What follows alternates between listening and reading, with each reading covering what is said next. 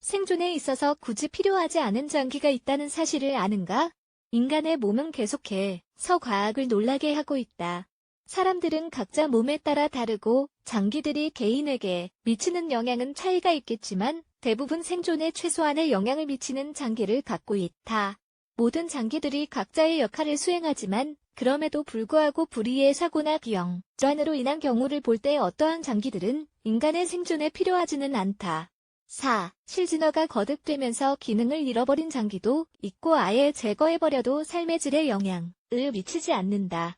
생존에 필요하지 않은 장기에 어떤 것이 해당되는지 알고 싶은가?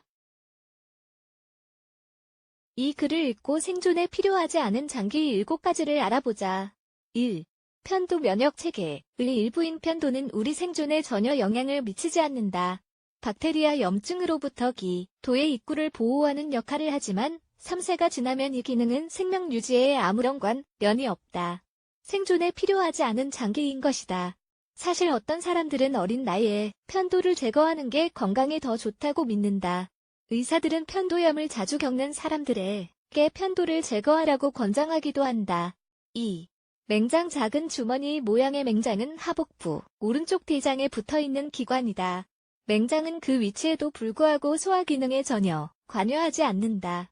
사실 맹장의 기능은 알려진 바가 없다. 많은 사람들은 맹장염을 겪을 때 비로소 맹장의 존재를 확인하고 맹장 제거 수술을 받게 된다.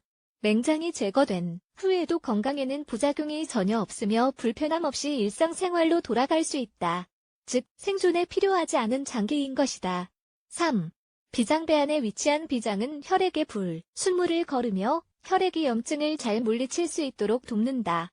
하지만 큰 부상이나 만성 질환으로 인해 비장을 제거한다 해도 생명에는 지장이 없다. 그래서 비장 역시 생존에 필요하지 않은 장기 중 하나다. 환자는 염증 예방을 위해 조금만 조심하면 무리 없이 일상생활을 할 수 있다. 4. 생식기관 난소, 자궁, 고환 등의 생식기관은 분명한 기능을 수행한다. 그렇다 해도 특정 만성질환 치료 시 제거될 수 있는 신체 기관들이다. 대부분의 경우 암의 전이를 막기 위해 생식기관 절제 수술을 권하고 다른 질환의 치료법으로도 절제술을 한다. 그래도 생존에 필요하지 않은 장기이기 때문에 생활에 전혀 문제가 없다. 절제술을 겪은 사람들은 보통 심각한 부작용을 겪지 않으며 생식기관이 기존에 생산해냈던 호르몬을 대체하기 위한 보조제를 먹는다. 5. 신장이 우리 몸 전체의 건강에 중요한 역할을 한다는 사실을 부인할 수는 없다. 신장은 혈액의 불순물을 걸러내고 소변을 생성하며 다른 기관들을 돕기 때문이다. 흥미로운 점은 우리 몸에는 신장이 2개가 있지만 신장 1개로도 충분히 생존할 수 있다는 점이다. 어떤 사람들은 신장 없이 태어나는 경우도 있고 사고나 질병으로 인해 신부전을 겪기도 한다. 또 별도의 질환 없이도 신장 한쪽을 기부하고도 생존에 지장을 주지 않는다. 일반적으로 신장 한쪽으로 살아가는 사람들은 평범한 기대, 수명을 영위하며 추후 부작용을 거의 겪지 않는다. 하지만 신장의 건강을 지키고 병증을 피하기 위해선 특정 권고사항을 따를 필요는 있다. 6. 쓸개 초록색 작은 배 모양 주머니처럼 생긴 쓸개는 간 뒤에 숨어 있다. 쓸개의 주기능은 음식 소화를 돕는 담즙 보관 및 생성이다. 하지만 담석이나 암으로 인해 쓸개의 건강이 악화되면 의사들은 절제술을 권한다. 쓸개는 절제에도 문제가 없는 생존에 필요하지 않은 장기 중 하나인 것이다. 소화를 돕는 역할에도 불구하고 쓸개가 없다고 해서 몸에 큰 문제가 생기진 않는다. 어떤 환자들은 설사와 부종을 경험하기도 하지만 이는 자극적인 음식을 먹을 때이다. 7. 위를 제거한다니 솔직히 불가능한 소리 같다. 인간이 위 없이 생존이 가능하다니.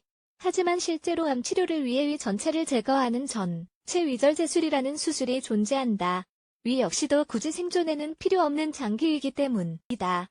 이 수술에서 의사는 소장과 식도를 연결하고 환자는 수술 후 몇 주간 완전히 회복될 때까지 튜브로 영양분을 공급받는다. 수술의 복잡성 때문에 환자들은 이 수술 후에 엄격한 치료를 따른다. 환자는 대부분의 음식을 소화할 수는 있지만 소량만 섭취해야 한다.